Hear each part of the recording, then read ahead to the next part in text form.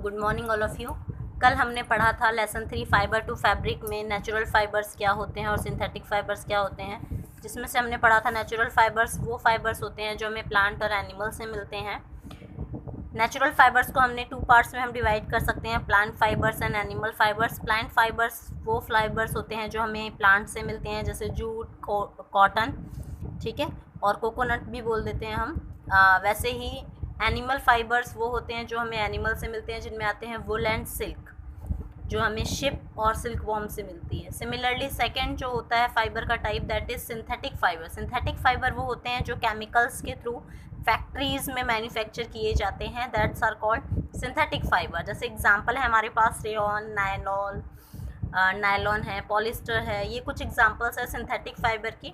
इसके बाद हमने पढ़ा था कि लेदर जो है उसको हम काउंट अप नहीं करते हैं नेचुरल फाइबर में, क्योंकि हमें डेड एनिमल्स से मिलता है, लिविंग ऑर्गेनिज्म से नहीं मिलता है, डेड से मिलता है, इसीलिए हम लेदर को नेचुरल फाइबर्स में काउंट अप नहीं करते।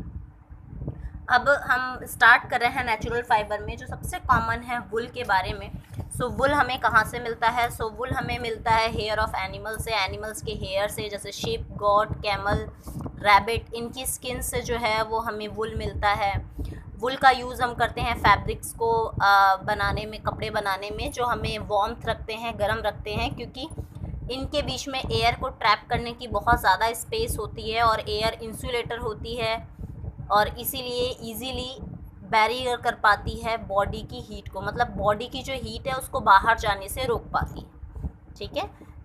वुल जो है वो सॉफ्ट होती है, इनके बीच में एयर की स्पेस होती है, और इसीलिए जो एयर है वो इंसुलेटर है, और जो बॉडी की हीट है उसको बाहर जाने से ये रोक पाती है, और इसी रीज़न से वुल का जो यूज़ है वो किया जाता है इन विंटर सीजन, अपने आप को गर्म रखने के लिए, ठीक है। अब वुल यील्डिंग एनिमल्स। वुल यील्डिंग एनिमल मतलब ऐसे एनिमल्स जो हमें वुल प्रोवाइड करते हैं। यहाँ पे एक पिक्चर दी गई है वुल की, और कौन कौन से एनिमल से ये हमें मिलता है। जैसे हमें ये शिप है, ये याक है, ये कश्मीरा गोट है, ये कैमल है, ये अल्पाका है। तो ये कुछ वुल यील्डिंग एनिमल्स के बारे में एक पिक्चर दी गई है कि ये एनिमल्स जो है वो हमें वुल प्रोवाइड करते हैं, ऊन देते हैं। सो जो हेयर हैं एनिमल के वो basically as a form of wool use किए जाते हैं, ठीक है। उसके बाद अगर हम बात करें ग्रोथ की, तो जो इनकी हेयर की ग्रोथ है, जैसे हमारे सिर के बाल बड़े होते हैं, बॉडी पे जो हेयर हैं इनकी ग्रोथ होती है, सिमिलरली इनकी भी जो हेयर्स हैं इनकी कंटिन्यूसली ग्रोथ होती रहती है, जिसको बीच बीच में हम रिमूव करते हैं और एज अ वुल यूज़ करते हैं, ठीक है। सो ये सबसे पहला रीज़न दिया होगा कि ये जो हेयर हैं इनका काम क्या है। बेसिकली ये सारे के सारे कोल्ड रीजन में ज़्यादा पाए जाते हैं, कैमल एक हॉट रीजन का है। तो इन हेयर्स का काम है कि उनकी बॉडी को कोल्ड से प्रोटेक्ट करना, ठीक है।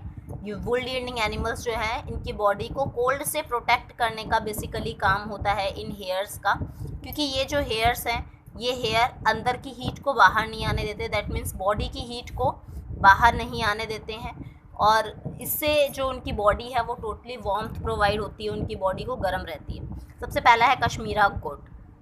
कश्मीरा गोट को जो है सबसे सॉफ्ट और इजी टू डाई फैब्रिक में काउंट अप किया जाता है, क्योंकि जो इसके हेयर हैं ये बहुत ज़्यादा सॉफ्ट होते हैं और जल्दी डाई हो जाते हैं। जो भी हम इनको कलर प्रोवाइड करना चाहते हैं बहुत जल्दी डाई हो जाते हैं, रेयर मिलते हैं लेकिन, और सबसे फाइनेस्ट फाइबर है, बहुत अच्छा फाइबर माना जाता है, और इसे जस्ट यूजुअली जो है वो कश्मीरा बोल दिया जाता है, कश्मीरा शॉल जैसे आप सुनते हैं, ठीक है। तो कश्मीरा गोट से मिलता है ये।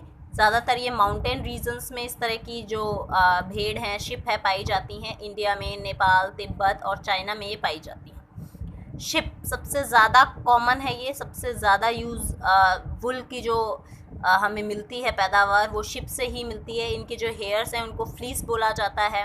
नेचुरल कलर्ड होते हैं, थोड़े से ब्लैक भी होते हैं, ब्लैक, ब्राउन और वाइट कलर में मिलते हैं, 3 कलर्स में मिलते हैं, और सबसे ज़्यादा जो है कमर्शियल यूज़ में शिप की ही वुल का यूज़ किया जाता है। याक फाउंड कोल्ड रीजन्स, ठंडे एरियाज़ में मिलता है, तिब्बत, लद्दाख इन इंडिया, ये कुछ एरियाज़ हैं जहाँ पर याक देखने के लिए मिलता है। और इनकी जो बॉडी के हेयर हैं ये सॉफ्ट एंड सिल्की होते हैं, थोड़े नरम होते हैं, लंबे होते हैं काफ़ी ज़्यादा, और बहुत ज़्यादा क्लोजली होते हैं। ज़्यादातर जो याक की वुल है उसका कलर ब्लैक और ब्राउन मिलता है।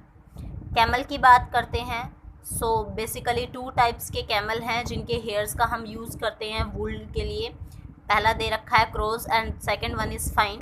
The fleece is made of long, जो धागा बनता है इनकी बॉडी के हेयर्स का वो काफ़ी लंबा होता है। फ्लीस जो लंबे लंबे धागे की फॉर्म में निकलते हैं, और ये जो हेयर हैं ये काफ़ी ज़्यादा फाइन होते हैं, बिल्कुल पतले होते हैं, सॉफ्ट होते हैं और सिल्की होते हैं।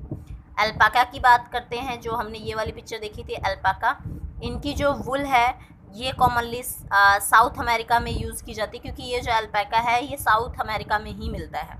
इनके भी जो हेयर है वो काफ़ी लॉन्ग होते हैं, फाइन होते हैं, पतले होते हैं, और ये जो है इसको जाना भी अल्पाका के नाम से ही जाना जाता है।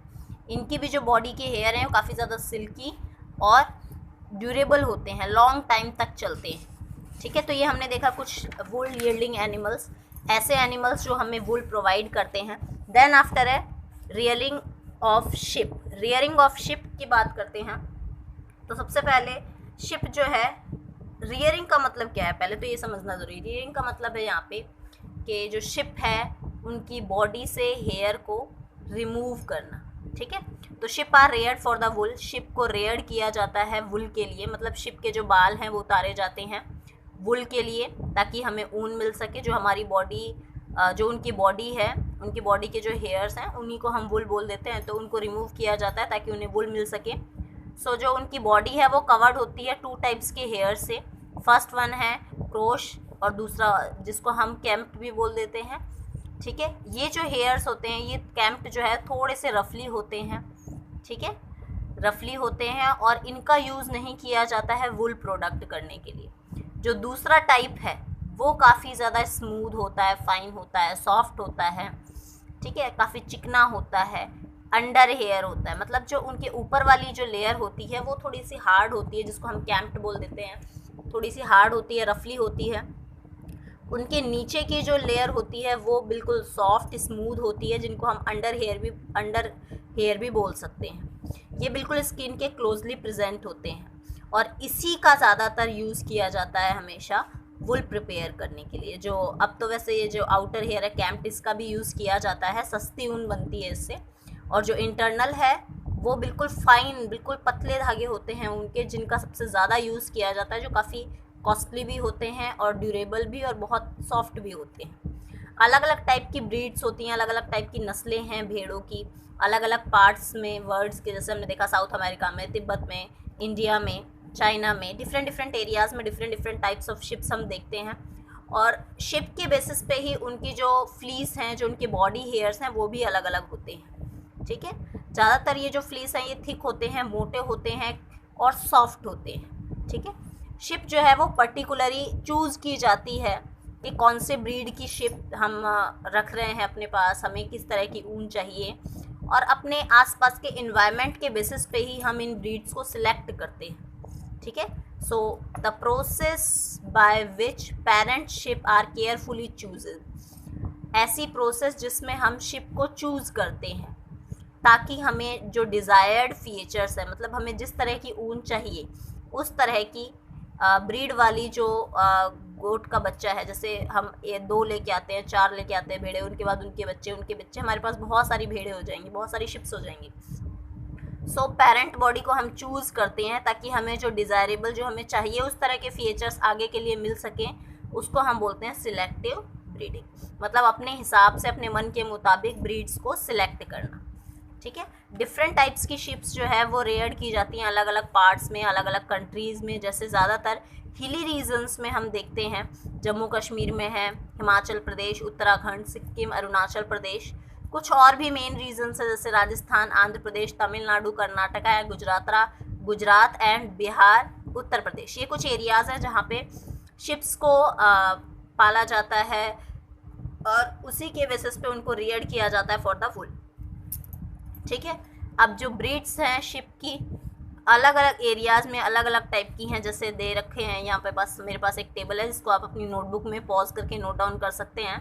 बकरवाल है जम्मू एंड कश्मीर में, शॉल बनाने में यूज़ किया जाता है। लोही राजस्थान एंड पंजाब में अच्छी क्वालिटी की होती है, स्वेटर और वुल बनाने में यूज़ किया जाता है। मारवाड़ी गुजरात एंड राजस्थान में है, क्रॉस वूल बनाने में यूज़ किया जाता है, कारपेट वूल बनाने में यूज़ किया जाता है। नालिका राजस्थान और पंजाब हरियाणा में मिलती हैं इस तरह की जो ब्रीड्स हैं। पतनवाली गुजरात, होजियरी में यूज़ किया जाता है इसको, और रामपुर बरसेर हिमाचल प्रदेश एंड उत्तर प्रदेश, और इसका कारपेट वुल में यूज़ किया जाता है। सो ये डिफरेंट डिफरेंट टाइप के एरियाज़ में अलग अलग ब्रीड्स की जो शिप्स है वो मिलती हैं, और उनके मिलने वाली वुल्स, उनकी वुल का कहाँ कहाँ पे यूज़ किया जाता है ये हमने देख लिया।